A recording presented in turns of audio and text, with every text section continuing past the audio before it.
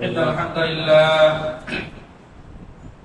الحمد لله نحمده ونستعينه ونستغفره ونعوذ بالله من شرور أنفسنا ومن سيئات أعمالنا من يهد الله فلا مضل له ومن يضلل فلا هادي له وأشهد أن لا إله إلا الله وأشهد أن محمدا عبده ورسوله فإن خير الحديث كتاب الله وخير الهدي هدي محمد صلى الله عليه وسلم وشر الأمور محدثاتها وكل محدثة بدعة وكل بدعة ضلالة وكل ضلالة في النار يا أيها الذين آمنوا اتقوا الله حق تقاته ولا تموتن إلا وأنتم مسلمون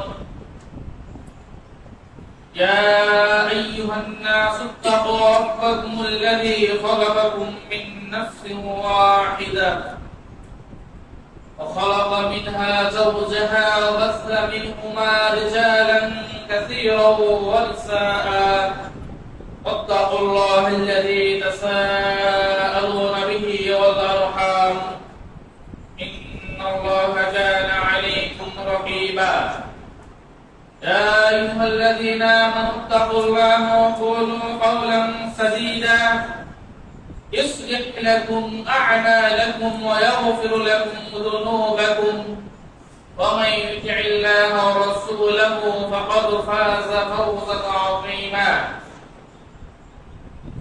وقال الله عز وجل وما كان لمؤمن ولا مؤمنة إذا قضى الله ورسوله أمرا أن يكون لهم الخيرة من أمرهم وقال الله سبحانه وتعالى لقد كان لكم في رسول الله أسوة حسنة وقال الله عز وجل فليحذر الذين يخالفون عن أمره أن تصيبهم فتنة أو يصيبهم عذاب أليم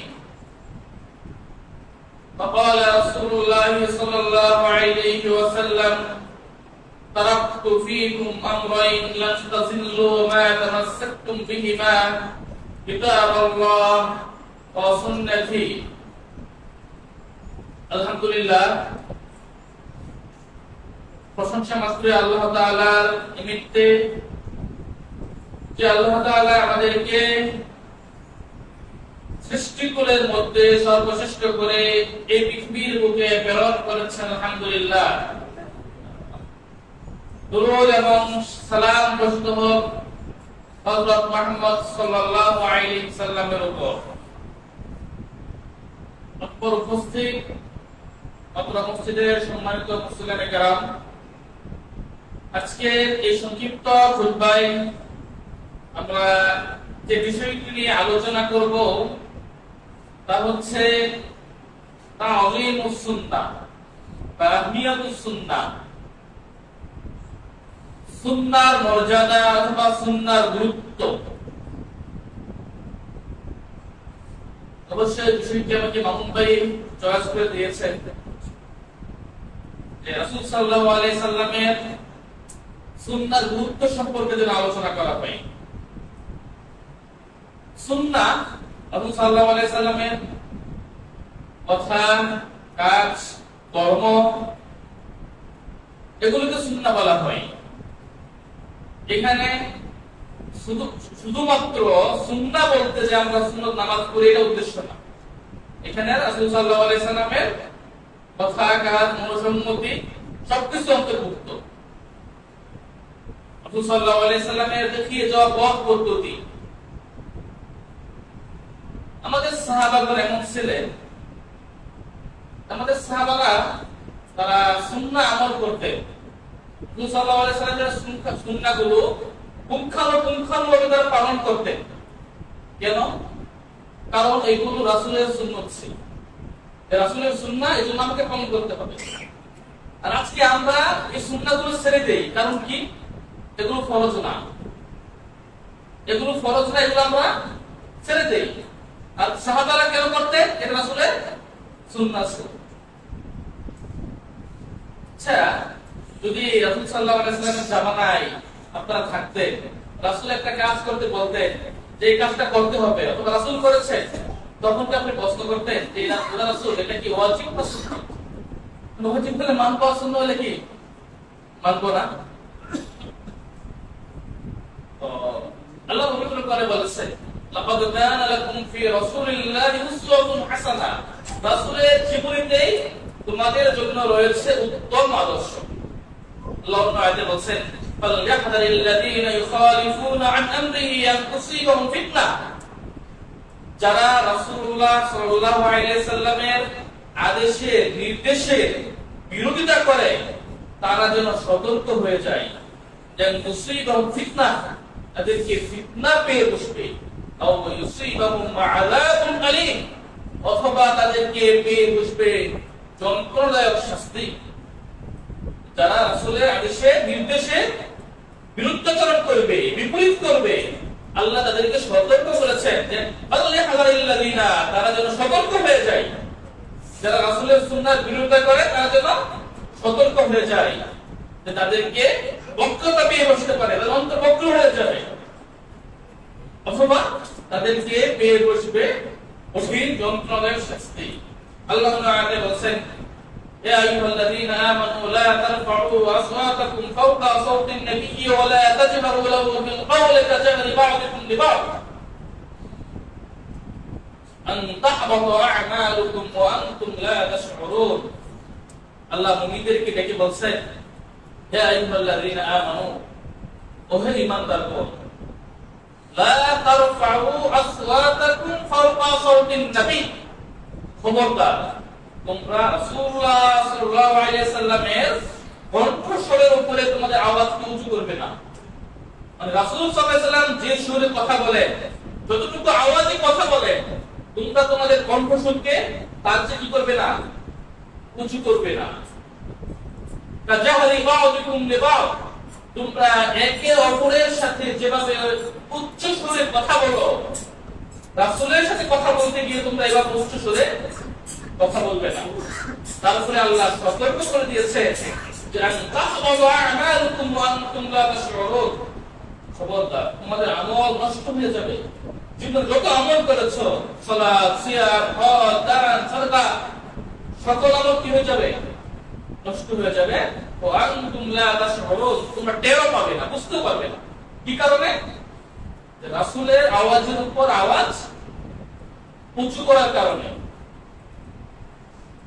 এটা কিন্তু কাফেরকে বলেন নাই, এটা কাদেরকে বলেছেন? মুমিনদেরকে। তার মানে সাহাবাদেরকে বলেছেন, যারা দুনিয়া থেকে জান্নাতে সার্টিফিকেট প্রাপ্ত অনেকেই, রাদিয়াল্লাহু আনহুম ওয়া রাদওয়ান, আল্লাহ তাদের ব্যাপারে ঘোষণা করেছেন রাদিয়াল্লাহু আনহুম, আল্লাহ তাদের উপর সন্তুষ্ট।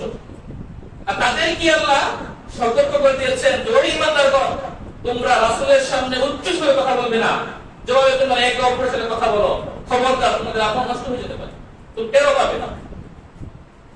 হাম্মাদ বিন যায়েদ রাহিমাহুল্লাহ তিনি বলেছেন, আরা রাফআ আস-সাওত বা'দা মাউতিহি কা রাফআ আস-সাওত ফি হায়াতিহি ফাইযা কুরিয়া আল-হাদিস আন তানসুকা লাহ। হাম্মাদ বিন যায়েদ বলেছেন যে আমি মনে করি রাসূল সাল্লাল্লাহু আলাইহি সাল্লামের জীবদ্দশায় যেরকম রাসূলের কণ্ঠস্বরের উপরে কণ্ঠস্বর উচ্চ করা নিষেধ ছিল, ঠিক রাসূলের মৃত্যুর পরও রাসূলের কণ্ঠস্বরের উপরে কণ্ঠস্বর উচ্চ করা নিষেধ। আপনারা প্রশ্ন করতে পারেন, রাসূল তো জীবিত নাই, রাসূলের কথা কোথা থেকে আসলো এখানে? আমি আবারও বলছি, তিনি কি বলছেন? রাসূলের জীবদ্দশায় যেরকম ভাবে রাসূলের আওয়াজের উপর আওয়াজ উঁচু করা কি ছিল, নিষেধ ছিল, রাসূল মারা যাওয়ার পরেও রাসূলের উপর আওয়াজ উঁচু করা নিষেধ। তারপর তিনি বলছেন যে এখানে রাসূলের হাদিসের পাঠ হবে, হাদিস পড়া হবে, সেখানে আওয়াজ কি করা যাবে না, উঁচু করা যাবে না। রাসূলের কথা, হাদিস রাসূলের কথা, যেখানে হাদিসের পাঠ হচ্ছে, হাদিস পড়া হচ্ছে, হাদিসের দাস হচ্ছে, আর আপনি সেখানে আওয়াজ উঁচু করবেন নিষেধ। এজন্য ওমর রাদিয়াল্লাহু আনহু একদিন মসজিদ নববীতে দুই ব্যক্তি আওয়াজ উঁচু করছেন, ধরে নিয়ে আসলেন, এটা কোথায়? আমরা তো অনেক দূর থেকে আইছি, যদি তোমরা মদিনাবাসী হতে তাহলে তোমাদেরকে চাবুক দিয়ে মারতাম। খবরদার, তোমরা রাসূলের মসজিদে বসে বসে আওয়াজ উঁচু করছো। তার মানে রাসূল সাল্লাল্লাহু আলাইহি সাল্লামের সুন্নাহ যেখানে বাস্তবায়ন হবে, সুন্নাহ দাস হবে, সেখানে আওয়াজ উঁচু করা যাবে না। এই আয়াতের ব্যাখ্যা করতে গিয়ে যে আয়াত সর্বশেষ যে আয়াতটা আমি বললাম যে তোমরা আওয়াজ উঁচু করবে না, এই আয়াতের ব্যাখ্যা করতে গিয়ে ইবনে কাইয়িম রাহিমাহুল্লাহ তিনি বলেছেন, আল্লাহুল মুমিনিনা মিন উবুদি আ'মালিহিম বিল জাহরি রাসূলুল্লাহ সাল্লাল্লাহু আলাইহি ওয়াসাল্লাম। আল্লাহ তাআলা মুমিনদেরকে সতর্ক করে দিয়েছে যে মুমিনরা যেন তাদের আমলগুলো যেন নষ্ট না হয়ে যায়। তারা একে অপরের সাথে যেভাবে কথা বলে, যে উচ্চ আওয়াজে কথা বলে, এরকম উচ্চ আওয়াজ করতে গিয়ে যেন তাদের আমলগুলো নষ্ট না হয়ে যায়, আল্লাহ মুমিনদেরকে সতর্ক করেছেন। তারপর তিনি বলছেন, ওয়ালাইসা হাযা বিরিদ্দা, এটা কিন্তু মুরতাদ হওয়া না, মানে আওয়াজ উঁচু করলে কেউ মুরতাদ হয়ে যাবে না। বাল মা'সিয়াতুন তুহবিতুল আমাল, বরং এটা এমন বড় একটা পাপ যে পাপ আপনার সকল আমলকে কি করে দিবে? নষ্ট করে দিবে। তারপর তিনি একটা গুরুত্বপূর্ণ কথা বলেছেন কাইয়ুম, ফামাল যান্নু বিমান আত্তাবা আলা রাসূলুল্লাহ সাল্লাল্লাহু আলাইহি সাল্লাম আলা কওলি রাসূলুল্লাহ সাল্লাল্লাহু আলাইহি সাল্লাম ওয়া হাদিহি ওয়া তরিকিহি কওলা গায়রিহি ওয়া হাদিহি ওয়া তরিকা।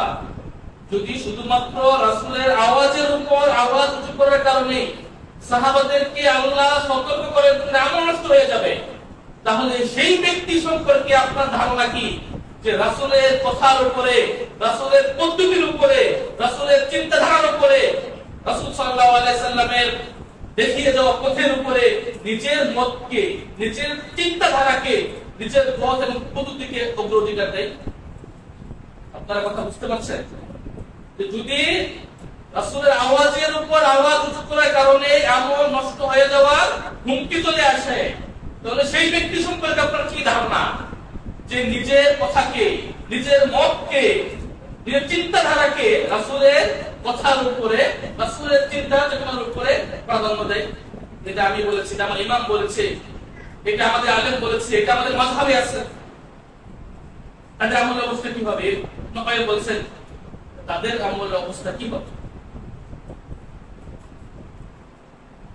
আবু বকর রাদিয়াল্লাহু আনহু, আবু বকর রাদিয়াল্লাহু আনহু নবী এবং রাসূলদের উপরে যে ব্যক্তি আল্লাহকে সবচেয়ে বেশি ভয় করতেন, আল্লাহকে সবচেয়ে বেশি কারা ভয় করে? নবী এবং রাসূলরা। নবী এবং রাসূলের মধ্যে কারা? পাঁচজন, উলুল আযমির রাসূল, নূহ, ইব্রাহিম, মুসা, ঈসা, মুহাম্মদ সাল্লাল্লাহু আলাইহি সাল্লাম। এই পাঁচজনের মধ্যে দুইজন সবচেয়ে বেশি আল্লাহকে ভয় করে। কারা কারা? ইব্রাহিম এবং মুহাম্মদ সাল্লাল্লাহু আলাইহি সাল্লাম। আর এই দুজনের মধ্যে আল্লাহকে সবচেয়ে বেশি ভয় করেন কে? মুহাম্মদ সাল্লাল্লাহু আলাইহি সাল্লাম। এই নবী রাসূলদের পরে আল্লাহকে যে সবচেয়ে বেশি ভয় করতেন তিনি হচ্ছেন আবু বকর সিদ্দিক রাদিয়াল্লাহু আনহু। আবু বকর বলেন, লাস্তু যালিকা শাইআন কানা রাসূলুল্লাহ সাল্লাল্লাহু আলাইহি সাল্লাম ইয়ামালু বিহি ওয়া ইল্লা ক্বাদ আমিলতু বি ওয়া ইন্নী লাআখশা ইন তারাকতু শাইআন মিন আমরি আযীম। রাসূল সাল্লাল্লাহু আলাইহি সাল্লাম যে আমল করতেন আমি তার কোনো আমল পরিত্যাগ করব না। আমার ভয় হয় যদি আমি রাসূল সাল্লাল্লাহু আলাইহি সাল্লামের কোনো নির্দেশ পরিত্যাগ করে ছেড়ে দেই, হতে পারে আমি বক্র হয়ে যাব, আমার অন্তর বক্র হয়ে যাবে। এর ব্যাখ্যা করতে গিয়ে ইবনে বাত্তা বলেছেন, ইয়া ইখওয়ানি হাদা সিদ্দিকুল আকবার ইয়াতাখাওয়াফু আলা নাফসিহি মিন আয-যায়গ ইন হুয়া খালাফা সুন্নাহ। যে হে ভাই সকল, ইবনে বাত্তা বলছে যে এত বড় একজন সিদ্দিক আবু বকর নিজের উপর ভয় পাচ্ছেন। কেন ভয় পাচ্ছেন? যদি রাসূলের কোন নির্দেশ তিনি না মানতে পারেন তাহলে তার অন্তর বক্র হয়ে যাবে।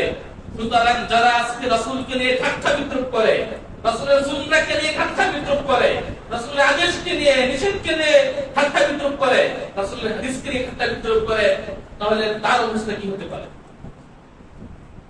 উমর ইবনে আব্দুল আজিজ রাহিমাহুল্লাহ বলেন, লা রাইয়া লি আহাদিন মা সুন্নাতিন সান্নাহা রাসূলুল্লাহ সাল্লাল্লাহু আলাইহি সাল্লাম রাসূল সাল্লাল্লাহু আলাইহি সাল্লাম যে সুন্নাহকে রেখে গেছেন, রাসূল সাল্লাল্লাহু আলাইহি সাল্লাম যে সুন্নাত আমাদের মাঝে রেখে গেছেন, এই সুন্নাত ক্ষেত্রে কারো রায়, কারো মতবাদ দন্তব্য হবে না। লা রাইয়া লিআহাদ, যেই হোক কাইয়াম মান কানা। আবু কিলাবা বলেছেন, ইযা হাদাসতা রাজুলা বিসুন্নাহ ফাকাল দা'না মিন হাযা ওয়া হাযি কিতাবাল্লাহ ফা'লাম আন্নাহু দাল। যদি কেউ বলে, তুমি যদি কোনো ব্যক্তিকে রাসূলের হাদিস বলো, আর সে যদি বলে বাদ্য হাদিস, আল্লাহর কিতাব নিয়ে আসো, কোরআন নিয়ে আসো, তাহলে তুমি মনে করবে বাহুয়া দল হচ্ছে একজন পথভ্রষ্ট। যেটা বর্তমানে একটা ভাইরাস আমাদের মাঝে ছড়িয়ে গেছে, হাদিস মানা যাবে না, শুধু কোরআন মানতে হবে। আবু কিলাবা বলছেন, যদি এমন কাউকে পাও যে বলে যে হাদিস বাদ দাও, হাদিস রাখো, হ্যাঁ কিতাব আল্লাহ, তুমি কোরআন নিয়ে আসো আল্লাহ, তাহলে মনে করবে কি বাহুয়া দল, সে একজন পথভ্রষ্ট। মুসনাদ শাফিতে আছে, আবু হানিফা সিমাক ইবনে হারব তিনি ইবনে আবি যিব থেকে, তিনি আবু শুরাইহ আল-মুকবিরি মাকবুরি থেকে, তিনি আবু শুরাইহ থেকে বর্ণনা করেছেন, রাসূল সাল্লাল্লাহু আলাইহি সাল্লাম বলেছেন, মান কাতাল মান উদিলা লাহু কাতুন ফাহুয়া বিখাইরিন নাযরাইন, ইন আহাব্বা আখাযা আল-আকলা ওয়া ইন আহাব্বা ফালাহু আল-কুর। যদি রাসূল বলেছেন যদি কারো ব্যক্তি নিহত হয়, মানে কারো আত্মীয় স্বজনকে মেরে ফেলা হয়, তাহলে তার যে মৃত ব্যক্তির যে গার্জিয়ান থাকবে, অভিভাবক থাকবে, তাদের জন্য দুইটা অপশন। একটা অপশন, সে যদি চাই তাহলে মুক্তিপণ নিতে পারে, মুক্তিপণ, আর যদি চাই তাহলে কিসাস, মানে হত্যার বদলে হত্যা, এই দুইটা অপশন। এই হাদিসটি বলার পরে আবু হানিফা তিনি ইবনে আবি যিবকে বলছেন, আতাআখুযু বিহাযা, আপনি কি হাদিসটা মানে আপনি কি হাদিসটা গ্রহণ করেন? তিনি বলছেন, না আতাআখুযু বিহাযা ইয়া আবুল হারিস। তার মানে ইবনে আবি যিবের কুনিয়াত ছিল আবুল হারিস। বলছে, আবুল হারিস, আপনি কি হাদিসটা মানেন যে কোনো ব্যক্তি মারা গেলে তার গার্ডিয়ান দুইটা অপশন থাকবে, চাইলে মুক্তিপণ নিতে পারে বা চাইলে কিসাস, হত্যা বলে হত্যা। আবু হানিফা বলছে, ইবনে আবি যিব ফাসরাবা ফাদরাবা সাবরি দরবান ওয়াসাহা সিয়াহান কাসীরা ওয়া নালা মিন্নি ওয়া ক্বাল উহাদ্দিসুকা আন রাসূলুল্লাহ সাল্লাল্লাহু আলাইহি সাল্লাম ওয়া তাকুল ওয়া তাখুযু বিহাযা। যখন আবু হানিফা বলছে আপনি এটা মানে, সাথে সাথে ইবনে আবি যিব একটা থাপ্পড় বসে, মুখে একটা থাপ্পড় মেরে চিৎকার করে বলছে যে আমি তোমাকে রাসূলের হাদিস বলছি আর তুমি আমাকে পাল্টা প্রশ্ন করো, আমি মানি কিনা? আমি তোমাকে রাসূলের হাদিস বলছি আর তুমি আমাকে পাল্টা জিজ্ঞেস করো যে আমি এটা মানি কিনা? না, আমি এটা মানি, ওয়াযালিকাল ফরযু আলাইয়া, আর এটা মানা আমার জন্য ফরজ, ওয়া আলা কুল্লি মুসলিমিন সামিআহু, এবং প্রত্যেক মুসলিমের উপর ফরজ যারা এটা শুনবে, সবার জন্য ফরজ। ইন্নাল্লাহা ইস্তারা মুহাম্মাদান মিনান নাস ফাহাদাহুম বিহি ওয়া আলা ইয়াদাইহি, আল্লাহ তাআলা সকল মানুষের মধ্য থেকে মুহাম্মদ সাল্লাল্লাহু আলাইহি সাল্লামকে বেছে নিয়েছিলেন এবং মুহাম্মদ সাল্লাল্লাহু আলাইহি সাল্লামের মাধ্যমে তিনি সবাইকে হেদায়েত দিয়েছেন। এবং আল্লাহ মুহাম্মদ সাল্লাল্লাহু আলাইহি সাল্লামের জন্য যা পছন্দ করেন, মানুষের জন্য তা পছন্দ করেছেন। ফাআলাল খালকি ইয়াত্তাবিউহু তাঈন ওয়া দাখিরিন, সুতরাং সকল মানুষের উপর কর্তব্য হচ্ছে তারা রাসূল সাল্লাল্লাহু আলাইহি সাল্লাম অনুসরণ করবে। লা মাখরাজা লিমুসলিমিন মিন যালিক, রাসূলের অনুসরণ করা ব্যতীত কোনো মানুষের কোনো ইখতিয়ার নেই। আসলে অনুসরণ থেকে, আনুগত্য থেকে বের হওয়ার আর কোনো পন্থা নেই। আমা সাকাতা, তিনি এভাবে বলতেই থাকলেন, আর আমি হাত্তা তামান্নাইতু ইয়াসকুত, আবু হানিফা বলছে যে আমি আশা করতেছিলাম চুপ করতো, তার মানে এই কথা বলার কারণে কত খেপে গিয়েছি, যে আমি তোমাকে রাসূলের হাদিস বলছি আর তুমি আমাকে জিজ্ঞেস করে এটা আপনি মানেন কিনা। এখন আপনাকে বলবে এটা আমাদের মাযহাবে নাই। শাফি রাহিমাহুল্লাহ বলেছেন, মান ইস্তাবানা লাহু সুন্নাতু রাসূলিল্লাহ সাল্লাল্লাহু আলাইহি ওয়াসাল্লাম, যে ব্যক্তির জন্য রাসূলুল্লাহ সাল্লাল্লাহু আলাইহি ওয়াসাল্লামের সুন্নাহ স্পষ্ট হয়ে যাবে, ফালা ইয়াহিল্লু লাহু আইয়াদাহা লিকাউলি আহাদ, তখন তার জন্য আর জায়েজ হবে না সে কারো কথাই সেই সুন্নাহটা ছেড়ে দিবে। যদি কারো জন্য রাসূলের সুন্নাহ বিশুদ্ধ সূত্রে, এটা কোনো সমস্যা নাকি? যদি কারো জন্য কারো কাছে রাসূলের সুন্নাহ স্পষ্ট হয়ে যায়, তাহলে তার জন্য জায়েজ হবে না যে সে কারো কথাই রাসূলের সেই সুন্নাহকে কি করবে, ছেড়ে দিবে। ইবনে হুমায়রি বলছেন যে ইমাম শাফি আমাকে একটা হাদিস বললেন, আমি ওনাকে বললাম আপনি কি এই হাদিস অনুযায়ী ফতোয়া দেন? ইমাম শাফিকে হুমায়রি বলছেন যে আপনি কি এই হাদিস অনুযায়ী ফতোয়া দিয়ে থাকেন? তখন ইমাম শাফি বলছেন রাআইতানি খারাজতু মিন কানিসা আলাইয়া সুন্নাহ হাত্তা ইযা সামি'তু রাসূলুল্লাহ সাল্লাল্লাহু আলাইহি ওয়াসাল্লাম হাদিসান ওয়ালা কুরবি। তুমি কি আমাকে কোন গির্জা থেকে বের হতে দেখো নাকি তুমি কি আমার শরীরে ইহুদি এবং নাসারাদের কোন বেল্ট করতে দেখো যে আমি রাসূলের হাদিস শুনবো আসলে মানবো না? মনে করো আমি ইহুদি, আমি মুহাম্মদ সাল্লাল্লাহু আলাইহি ওয়াসাল্লামের উম্মাহ, আমার জন্য এটা মানা ফরজ। একদিন ইমাম শাফি রাহিমাহুল্লাহকে এক ব্যক্তি মাসআলা জিজ্ঞেস করছে। ইমাম শাফি বলছেন এই মাসআলায় রাসূল সাল্লাল্লাহু আলাইহি ওয়াসাল্লামের এই হাদিস আছে। তখন ওই ব্যক্তি আবার পাল্টা প্রশ্ন করছে, আপনিও কি এভাবে ফতোয়া দেন? আপনি কি হাদিসটা মানেন? তখন ইমাম শাফি থরথর করে কাঁপা শুরু করছে। তারপর বলছেন আইয়ু আরদিন তুইল্লুনি ওয়া আইয়ু সামাইন তুদিল্লুনি ইযা রাআইতু আন রাসূলুল্লাহ সাল্লাল্লাহু আলাইহি ওয়াসাল্লাম হাদিসান ফালাম নাকুল বি। কোন জমিন আমাকে জায়গা দিবে, কোন জমিন আমাকে বহন করবে, কোন আকাশ আমাকে ছায়া দেবে যদি আমি রাসূল থেকে কোন হাদিস শুনি, হাদিস বর্ণনা করি এবং সেই হাদিস অনুযায়ী ফতোয়া না দেই, তাহলে ওই পক্ষে কোন জমিন আমাকে বহন করবে, কোন আসমান আমাকে ছায়া দেবে? ইমাম আহমদ ইমাম আহলুস সুন্নাহ ওয়াল জামাআহ তিনি বলেছেন মান রাদ্দা হাদিসান নবী সাল্লাল্লাহু আলাইহি ওয়াসাল্লাম ফাহুয়া আলা শাফা হালাকা। যে রাসূলের কোন হাদিসকে প্রত্যাখ্যান করবে, রাসূলের কোন হাদিসকে মানবে না, সে ধ্বংসের কিনারায়।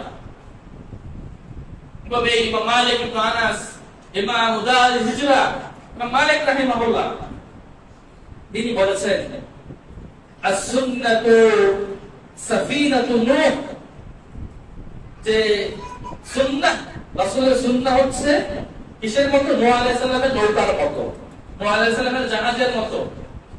ইন রাকিবাহা নাজা, যদি কেউ সেই নৌকায় আরোহণ করে, নৌকায় চড়ে বসে, নাজা, তাহলে সে মুক্তি পেয়ে যাবে।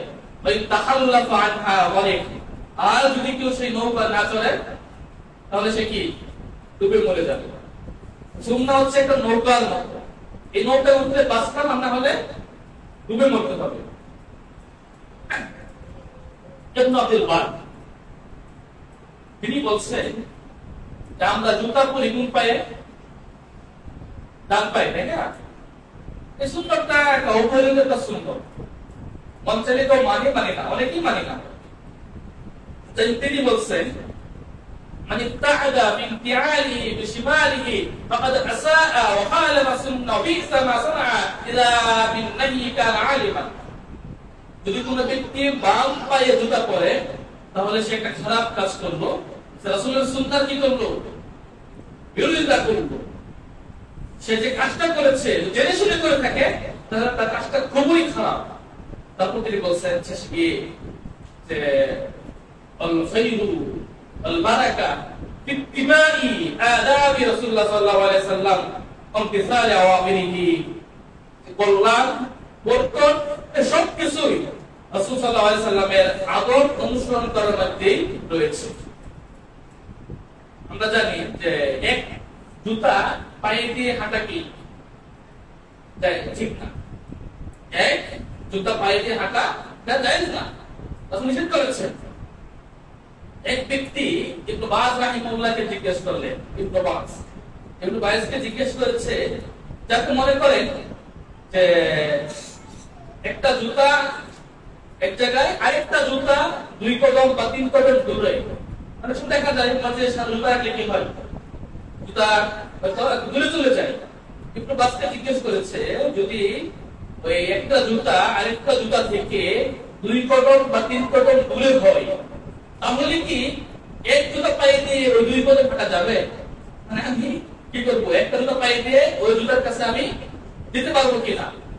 তখন ইবনে বাজ রাহিমাহুল্লাহ বলেছেন, ইন ইসতাতা'তা আল্লা তুখালিফা সুন্নাহ ওয়ালাউ বিখুতওয়াতিন ওয়াহিদাতিন ফাফআল। যদি তুমি সক্ষম হও যে একটি পদক্ষেপ রাসূলের সুন্নাহর বিরোধিতা করবে না, তাহলে তুমি কি করবে? তাই করবে। চেষ্টা করতে হবে যে একটা পদক্ষেপ, একটা কদম যেন রাসূলের সুন্নাহ কি না হয়, রাসূলের সুন্নাহর সাথে বিপরীত না হয়ে যায়। আব্দুর রহমান আস-সুদাইসি তিনি বলেছেন, তা'যীমুস সুন্নাহ, তুমি সুন্নাহকে সম্মান করা, রাসূলের সুন্নাহকে মর্যাদা দেওয়া মানে হচ্ছে কি? তালাক্কিল আমর ওয়াল আমাল বিহি।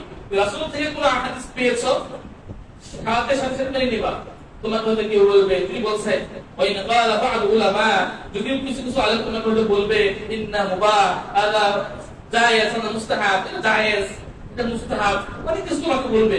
তোমার কর্তব্য হচ্ছে রাসূল থেকে তুমি হাদিস পেয়েছো, তোমাকে সাথে সাথে সেই কি হাদিসটা মেনে নিতে হবে।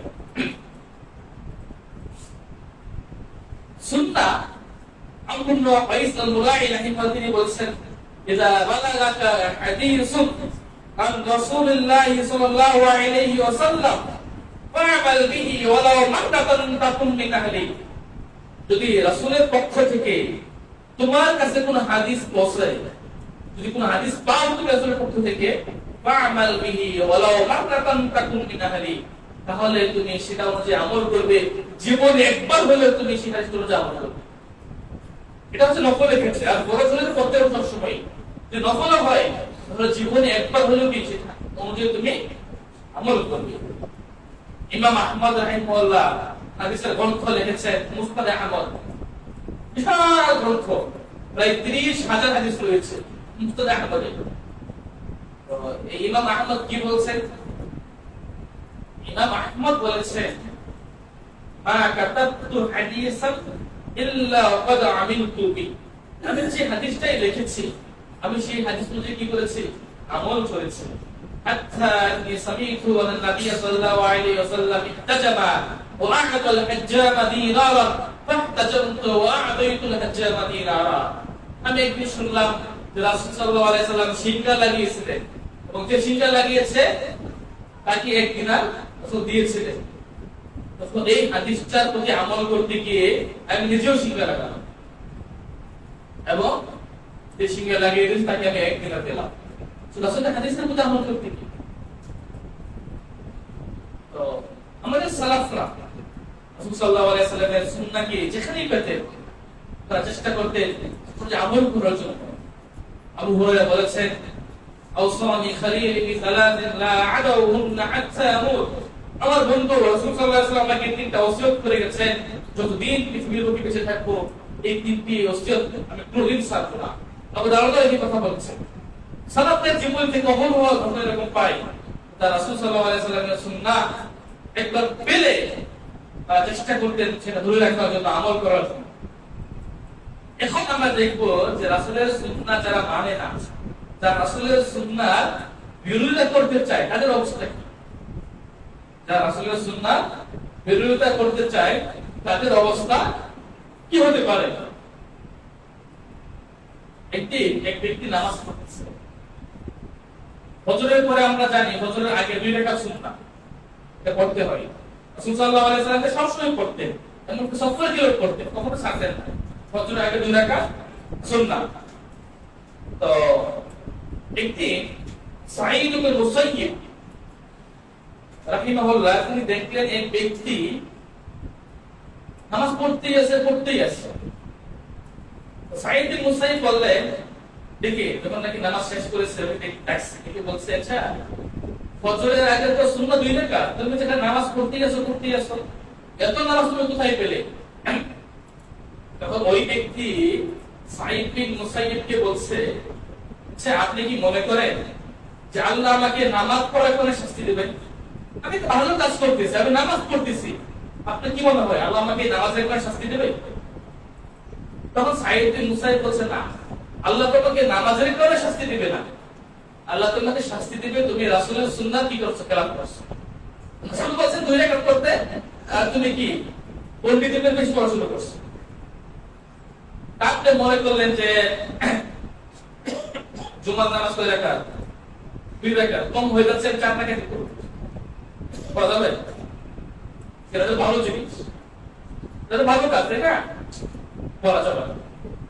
সুন্নাহ জবাবে আসছে যে সময়, যে স্থান, সময়, সংখ্যা, এসব কিছু কি পরিমাণ যেভাবে রাসূল থেকে আসছে সেভাবেই করতে পারবেন। আপনি মনে করলেন এটা তো ভালো কাজ, আমি এটা করবো, সমস্যা কি? ভালো কাজ রাসূলকে বুঝতেন না, তার মানে রাসূল মনে খেয়াল করে গেছে, শরীয়ত দিয়ে যায়নি, তাই না? আলহামদুলিল্লাহ। যাই হোক, যারা সুন্নাহর বিরোধিতা করবে বা রাসূলের সুন্নাহকে ঠাট্টা বিদ্রুপ করবে, তিরস্কার করবে, হ্যায় প্রতিপন্ন করবে, তাদের অবস্থা কেমন হতে পারে? সালামা ইবনে আকওয়া রাদিয়াল্লাহু আনহু তিনি বলেন, আন্না রাজুলান আকালা ইনদা রাসূলুল্লাহ সাল্লাল্লাহু আলাইহি ওয়াসাল্লাম বিশিমালিহি فقال رسول الله صلى الله عليه وسلم كل بيمينه قال لا استطيع قال استطعت। এক ব্যক্তি রাসূলের পাশে পান করলেন বাম হাতে, রাসূলকে বললেন তুমি ডান হাতে পান করো, তো বলতেছে মানে একটু এই প্রতিপন্ন করে বলতেছে না আমি ডান হাতে খেতে পারি না। রাসূল বললেন লা ইস্তাতা'তা, ঠিক আছে তুমি আর কোনদিন খেতেও পারবে না।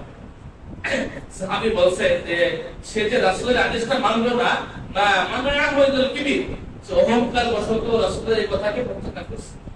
এজন্য পরবর্তীতে ফামা রাফা'আহা ইলা ফিহি, সে আর কোনদিন তার ডান হাতকে তার মুখ পর্যন্ত পৌঁছাতে পারেনি, উঠাতে পারেনি। তাহলে শাস্তি, রাসূলের সুন্নাহকে যদি কেউ সুন্নাহ নিয়ে বিদ্রুপ করে, রাসূলের সুন্নাহকে হেয় প্রতিপন্ন করে, তাহলে এই দুনিয়াতে আল্লাহ তাআলাকে শাস্তি দেখিয়ে দেয়। এরকম ভাবে রাসূলের একটা হাদিস রয়েছে যে আল্লাহ রাসূলুল্লাহ সাল্লাল্লাহু আলাইহি ওয়াসাল্লাম নাহা আই ইশরাবা মিন ফিহি সাকা, রাসূল সাল্লাল্লাহু আলাইহি ওয়াসাল্লাম যেভাবে পান করা, পাত্রের উপরে ধরে এইভাবে পান করা নিষেধ করেছেন। এই ব্যক্তি সে কিছু মনে করে না, এটা সুন্নাহ, সে এটাকে অবজ্ঞা করে হেয় প্রতিপন্ন করে শুরু করেছে। একটা বিষয় এখানে, যারা সুন্নাহ মানতে পারছেন না, অলসতা দোষণ, এটা একটা বিষয়। আরেকটা বিষয় হচ্ছে না রাসূলের সুন্নাহকে আপনি কি করলেন, তুচ্ছ তাচ্ছিল্য করলেন, এটা কিন্তু আরেকটা বিষয়। দুইটা বিষয় এখানে। ওই ব্যক্তি রাসূলের সুন্নাহকে তুচ্ছ তাচ্ছিল্য করে সে এইভাবে পালন করে। আইয়ুব বলছেন দেখা গেল এই পাত্র থেকে সাপ বের হয়ে আসছে, আল্লাহ শাস্তি, সাপ বের হয়ে আসছে। এরকম ভাবে রাসূল সাল্লাল্লাহু আলাইহি সাল্লামের আরেকটা হাদিস রয়েছে যে রাসূল সাল্লাল্লাহু আলাইহি সাল্লাম বলেছেন, কোন ব্যক্তি, হাদিসটি মূলত করেছেন আবু আব্দুল্লাহ মুহাম্মদ বিন ইসমাঈল তাইমি, বুখারী তাইমি, তিনি মুসলিমে ব্যাখ্যা করতে গিয়ে একটা ঘটনা বর্ণনা করেছেন, এটা বিশুদ্ধ সূত্রে আছে ঘটনাটা, আর এর নাম হচ্ছে ঘটনাটা সহিহ। রাসূল বলেছেন যে ইযা ইসতাইকাযা আহাদুকুম মিন নাওমিহি ফালা ইয়াগমিস ইয়াদাহু ফিল ইনা হাত্তা ইয়াগসিলাহা ফাইন্নাহু লা ইয়াদরি আইনা বাতাত ইয়াদু। তোমাদের কেউ যখন ঘুম থেকে জাগ্রত হবে সে যেন তার হাতকে ধৌত না করে, অন্য রিওয়ায়েতে রয়েছে তিন পা ধৌত না করে সে যেন তার হাতকে পাতলে না ডোবায়। আপনারা জানেন অনেকে যে আগে হাত 3 পা ধৌত করতে হবে। রাসূল বলেছেন ফাইন্নাহু লা ইয়াদরি আইনা বাতাত, কারণ সে জানে না তার হাত রাত্রে কোথায় ছিল। এগুলো থাকতে পারে, লজ্জাস্থানে কোনো জায়গায় থাকতে পারে। এজন্য বলছেন যে তোমাদের কেউ যখন ঘুম থেকে উঠবে সে যেন তার হাত 3 পা ধৌত না করে পাত্রে না ডোবায়, কারণ সে জানে না তার হাত কোথায় ছিল। তখন এক এই ফাসিক যারা রাসূলের হাদিসকে নিয়ে বিদ্রুপ করে, ও বলতেছে যে আমি জানি আমার হাত কোথায় থাকে, আমি জানি আমার হাত কোথায় থাকে, আমার হাত বিছানাতেই থাকে। পরের দিন দেখা গেল সে ঘুম থেকে উঠছে আর তার হাত তার পিছনের রাস্তা দিয়ে, ঠিক আছে, এক হাত ঢুকে আছে। আল্লাহ শাস্তি দুনিয়া দেখিয়ে দিয়েছে। ঘুম থেকে উঠে দেখে তার পিছনের রাস্তা দিয়ে হাত, পুরো হাতই ঢুকে আছে। যেরকম ভাবে আরেক ব্যক্তি আবু ইয়া সাদ তিনি বলছেন, আমরা একদিন জামিয়া মানসুরে বসেছিলাম, এক ব্যক্তি আসলে খোরাসান থেকে ফাসিক টাইপের ব্যক্তি আর কি। তো আসার পরে সে বলছে যে মুসাদ্দাক, মাসলাতুল মুসাদ্দাক তার মানে যে আপনারা যখন গরু অথবা ছাগল কিনেন বাজার থেকে, গরু অথবা ছাগল উলানে কি থাকে, দুধ জমে থাকে, দেখেন দুধ যদি মালিক যা বলে দেবে তার কম পাওয়া গেলে তখন সাথে কি করতে হবে, এক্সট্রা দিতে হবে। এই মাসলাটা জিজ্ঞেস করলো, বলা হচ্ছে এই মাসলা সম্পর্কে আবু হুরায়রার একটা হাদিস রয়েছে। ওই ব্যক্তি আবার হানাফি, আর হানাফি আবু হুরায়রাকে মানে না, বলে আবু হুরায়রা ফকি ছিল না, আবু হুরায়রা ফকি না, এজন্য তারা আবু হুরায়রার হাদিস নেবে না এই ফতোয়ার ক্ষেত্রে। যখনই সে বলছে যে হাদিস নেওয়া যাবে না কারণ আবু হুরায়রা রাদিয়াল্লাহু আনহু ফকি ছিলেন না, তখনই দেখা গেল সাত থেকে একটা বিশাল বড় একটা সাপ পড়ে গেছে। যখন নাকি সাপ মসজিদে পড়ে গেছে সবাই দৌড়, আর সাপ দৌড়াচ্ছে, ওটার কিছু নেই, উঠে দিকে দৌড়াচ্ছে, যে বলছে যে আবু হুরায়রা ফকি না, সাপ তার পিছনে পিছনে দৌড়াচ্ছে। সবাই যখন তওবা করো, আগে তওবা করো তারপরে সাপে হবে, তারপর তওবা করার পরে এই সাপ জঙ্গলে চলে যায়। এই ঘটনা বিশুদ্ধ। তার মানে দুনিয়াতে এরকম আল্লাহ কিছু নজির দেখিয়ে গিয়েছেন যে রাসূলের সুন্নাহ কি, রাসূলের সুন্নাহকে যারা ঠাট্টা বিদ্রুপ করে অথবা তুচ্ছ তাচ্ছিল্য করে, ওদেরকে আল্লাহ দুনিয়াতে কিছু শাস্তি দিয়ে দিয়েছেন। আরেক ব্যক্তি তিনি বলছেন যে আমরা একদিন হাঁটছিলাম বস্তার গলিতে গলিতে, এক মুহাদ্দিসের কাছে আমরা যাচ্ছিলাম, আমাদের চলার গতি একটু দ্রুত হচ্ছিল, মানে আমরা দ্রুত বেগে যাচ্ছিলাম, তাড়াতাড়ি হেঁটে যাচ্ছিলাম। তখন অনেক ফাঁসে সে বলল অনেক ঠাট্টা করে যে ইরফাউ ওয়াজুলাকুম মান আজকাতিল মালাইকা লা তাকসিরুহা। রাসূলের হাদিস রয়েছে যে ফেরেশতারা তালবের জন্য কি করে, তাদের ডানাগুলো বিছিয়ে দেয়, এটা রাসূলের হাদিস। সে ঠাট্টা বিদ্রুপ করে কি বলল যে তোমরা এক কাজ করো, তোমরা তাড়াতাড়ি হেঁটো না, তোমরা তোমাদের পা গুলোকে ফেরেশতাদের ডানা থেকে উঠিয়ে দাও, লা তাকসিরুহা, তোমাদের পা দিয়ে ফেরেশতাদের ডানাগুলো ভেঙে ফেলো না। তারপর সে এটা বলতেছে রাসূলের হাদিসটাকে একটু বেপরিপূর্ণ করে। দেখা গেল সে যে ওইখানে দাঁড়িয়ে গেল সে আর ওই জায়গা থেকে ধরতে পারলো না, পরবর্তীতে সে ওঠে নেই, সে মারা গেল। ওই জায়গা থেকে তার পার করে ধরে নাই, ওইখানে থেকে কয়েকদিন থেকে তারপর মারা যায়। এভাবে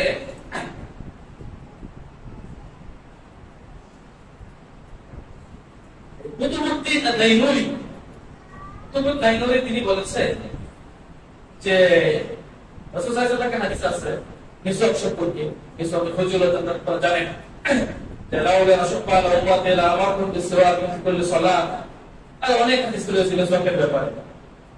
তো আবু সালামা নামে এক ব্যক্তি সে বলছে যে মিসওয়াক এটা ফজিলত, সে ঠাট্টা করে বলতেছে যে আমি মিসওয়াক করব পিছনের রাস্তায়, মুখে করব না। সে তাই করেছে পরের দিন। তারপর দেখা গেল যে দীর্ঘ 9 মাস তার পেট ফুলে সে মারা যায়, সে আর ভালো হয়নি। এরকম অনেক অহরহ ঘটনা যারা নাকি রাসূলের সুন্নাহকে নিয়ে ঠাট্টা করে, বিদ্রুপ করে, রাসূলের সুন্নাহকে হেয় প্রতিপন্ন করে, আল্লাহ তাদেরকে দুনিয়াতে একটু শাস্তি দিয়ে দিয়েছেন। এজন্য আজকেও যারা রাসূলের সুন্নাহকে ঠাট্টা বিদ্রুপ করে অথবা রাসূলের সুন্নাহকে পালন করার কারণে প্রহার করে মসজিদ থেকে বের করে দেয়, মসজিদ থেকে দেয়, যে আমি বলা হচ্ছে কেন, বুকের উপর কেন হাত করা হয়, তাদেরকেও অবশ্যই সতর্ক হতে হবে। আল্লাহ যে আল্লাহ শাস্তি যে কোনো সময় চলে আসতে পারে। এতদিন ইসরায়েল খুব আমাদের মুসলিমদেরকে মেরেছে, এখন দেখলাম তারা সাহায্য চাচ্ছে বিশ্বের কাছে, বিশ্ব সহযোগিতা করে, এত ক্ষমতা কোথায় পেল? আসলে আল্লাহ এই জাতিকে এত শাস্তি দিয়েছে, তারপরে এদের কি হয় নাই, তোমার শিক্ষা হয় নাই। এদের শেষ শিক্ষা দিবে কে? ঈসা আলাইহিস সালাম। হ্যাঁ, যাই হোক, এখন আমরা দেখবো যে রাসূল সাল্লাল্লাহু আলাইহি সাল্লামের সুন্নাহর যারা বিরোধিতা করে, যারা আসলে সুন্নাহকে হেয় প্রতিপন্ন করে, অবজ্ঞা করে, তুচ্ছ তাচ্ছিল্য করে, তাদের সাথে আমাদের আচরণ কেমন হবে? তাদের সাথে আমাদের আচরণ কেমন হবে? রাসূল সাল্লাল্লাহু আলাইহি সাল্লামের প্রখ্যাত সাহাবী আব্দুল্লাহ ইবনে মুগাফফাল রাদিয়াল্লাহু থেকে বর্ণিত, তিনি বলেন যে রাসূল সাল্লাল্লাহু আলাইহি সাল্লাম রাসূলুল্লাহ সাল্লাল্লাহু আলাইহি সাল্লাম নাহা আনিল খাফ وقال انه لتصيد صيدا ولا تلقوا عدوا ولكنها تفقع العين وتكسر الصدر। রাসূল বলেছেন যে ওই সময় ঢিল ছোড়াছুড়ি করে না বাচ্চারা, নুড়ি পাথর খারাপ মানে পিচ্ছি পিচ্ছি পাথর ছোড়াছুড়ি করা থেকে রাসূল নিষেধ করেছেন, যেন ঢিল ছোড়াছুড়ি করা না হয়। রাসূল বলেছেন এভাবে ঢিল ছোড়াছুড়ি করলে লা তাসিদু সাইদা, এটা দিয়ে তো কোনো পাখি শিকার করা যায় না। ওয়ালা তালকাউ আদুওয়া, আর শত্রুকে ঘায়েল করা যায় না। তবে ওয়ালাকিন্নাহা তাফকাউ আলাইহি, তবে এটা অনেক সময় কনসেন্ট্রেট করা করে দিতে পারে, চোখে লাগলে চোখ কানা হয়ে যেতে পারে, অথবা দাঁতে লাগলে দাঁত ভেঙে যেতে পারে। তার মানে ঢিল ছোড়াছুড়ি নিষেধ, রাসূল নিষেধ করেছেন। কেন নিষেধ? রাসূল বলেছেন এটা দিয়ে শত্রুকে ঘায়েল করা যায় না এবং শিকার করা যায় না। তবে এটা কি করতে পারে? মানুষের ঘাত অথবা ভেঙে দিতে পারে বা চোখ নষ্ট করে দিতে পারে। তখন এক ব্যক্তি বলছে না বা আসাবি, এতে কোনো সমস্যা নেই। তার মানে রাসূলের হাদিসটি বলার পরে এক ব্যক্তি বলতেছে এই ঢিল ছোড়াছুড়ি করলে কি না কোনো সমস্যা নেই। তখন আব্দুল্লাহ ইবনে মুগাফফাল বলছে উহাদ্দিসুকা রাসূলুল্লাহ সাল্লাল্লাহু আলাইহি ওয়াসাল্লাম ওয়া তাকুল মা বাসাবি, আমি তোমাকে রাসূলের হাদিস বলছি আর তুমি বলছো কোনো সমস্যা নাই। লা উকাল্লিমুকা আবাদান, আমি তোমার সাথে জীবনের প্রতি কথাই বলবো। এই হাদিসের ব্যাখ্যা করতে গিয়ে ইমাম নববী রাহিমাহুল্লাহ বলেছেন এই হাদিসটাই প্রমাণ করে যে যারা বিদআতি, ফাসিক, রাসূলের সুন্নাহ বিরোধিতাকারী, এদের সাথে সম্পর্ক ছিন্ন করা জায়েজ, এদের সাথে কথা না বলে থাকাটা জায়েজ, এদেরকে এড়িয়ে চলা বৈধ, এবারে করা বৈধ দেখি।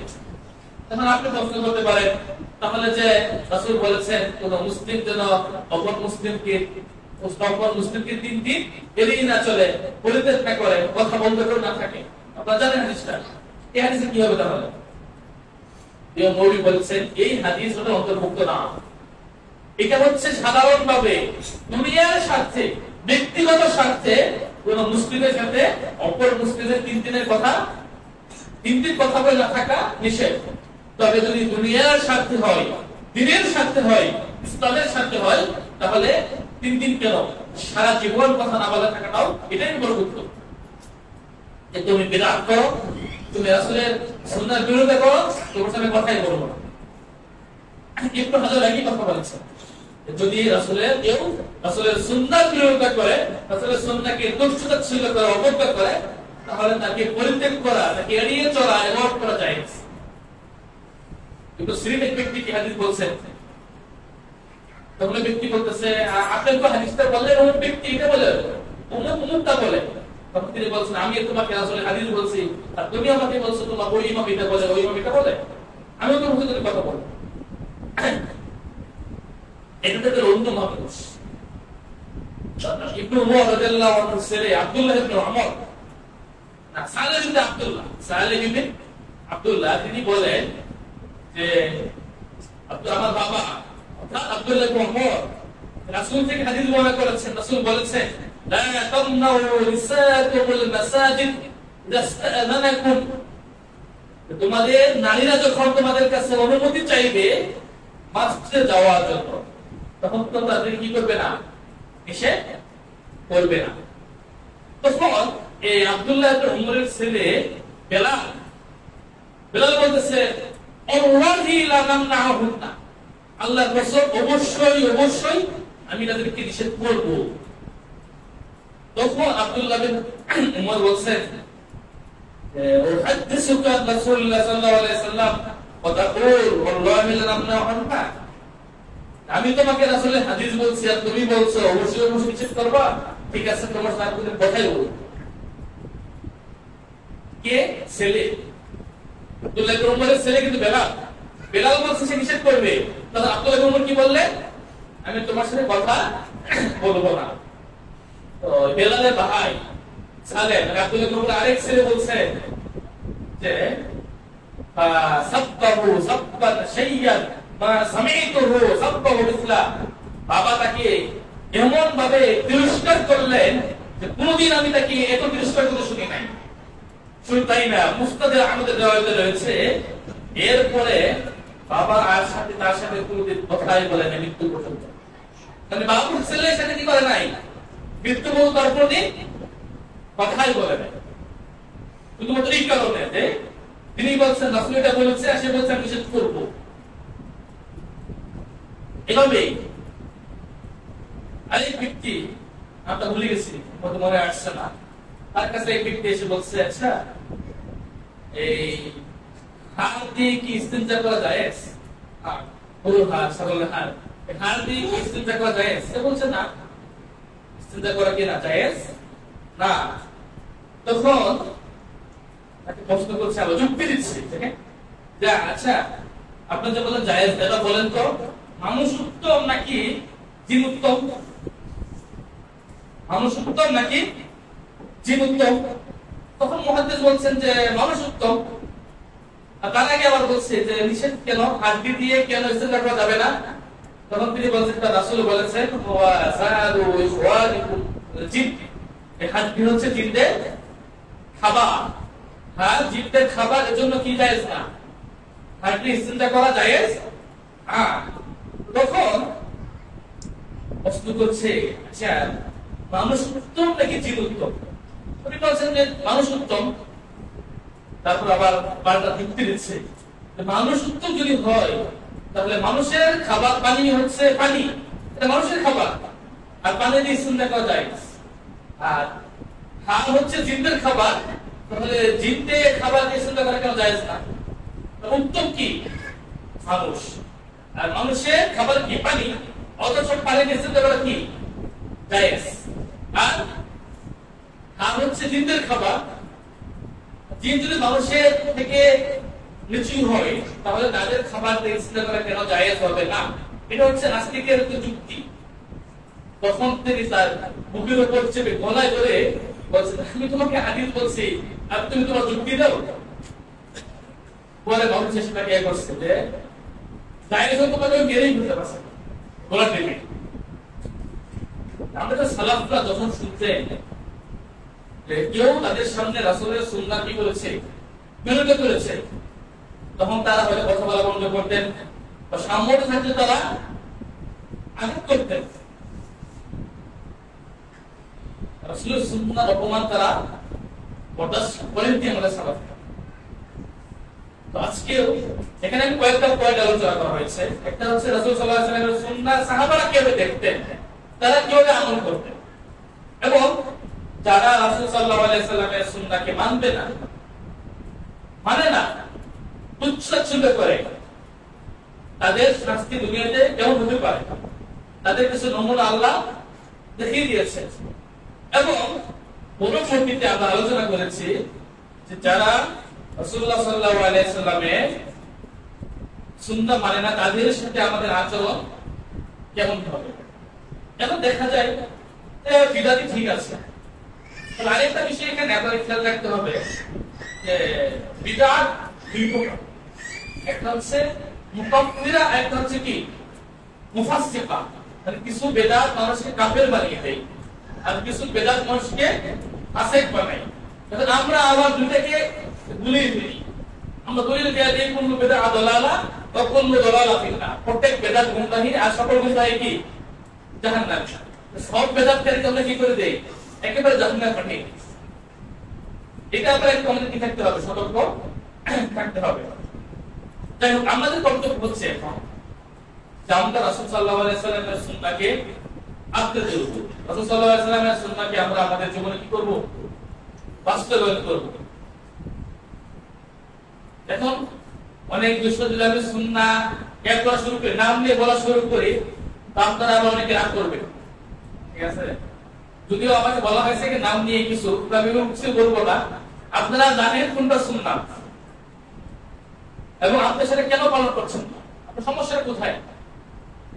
আপনি রাসূলের সুন্নাহ জানার পরেও আপনি সেই সুন্নাহ কেন নিজের জীবনে বাস্তবায়ন করছেন না, তার মানে আপনার অন্তর আগে থেকে বক্র, অথবা আপনি কি পাচ্ছেন না, তৌফিক পাচ্ছেন না।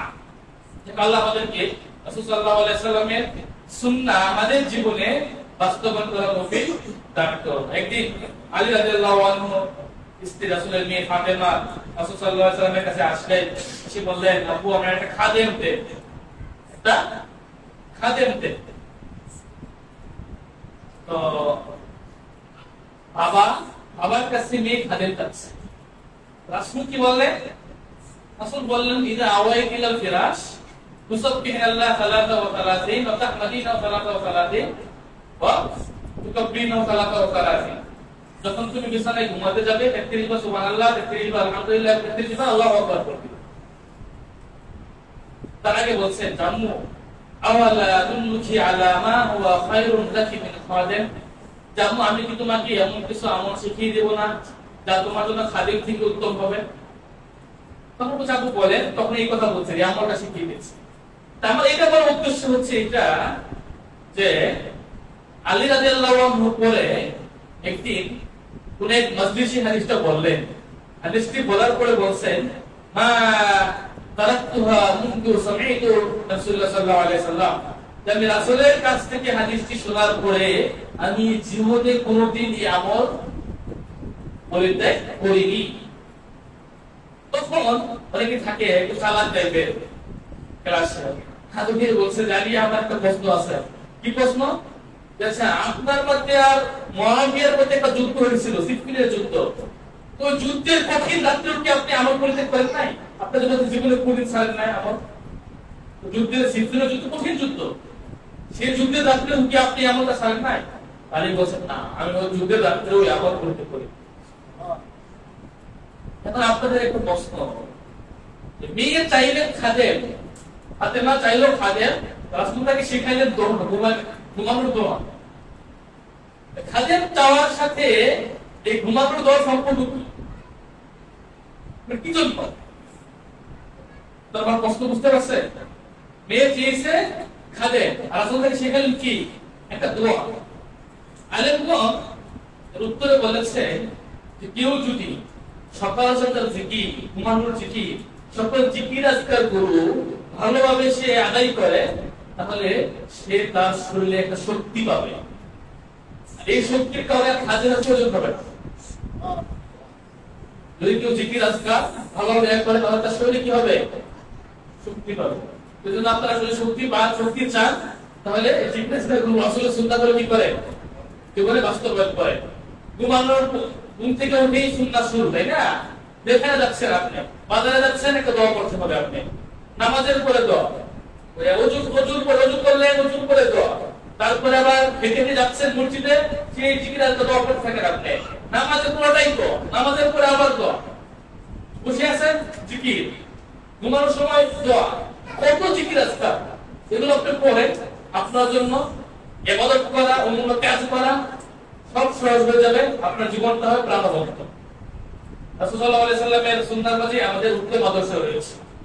লাকাদ কানা লাকুম ফি রাসূলিল্লাহি উসওয়াতুন হাসানাহ, উত্তম আদর্শ। যারা আল্লাহ আমাদেরকে রাসূল সাল্লাল্লাহু আলাইহি ওয়াসাল্লামের সুন্নাহগুলো আমাদের জীবনে বাস্তবায়ন করার তৌফিক দান করেন। আমিন।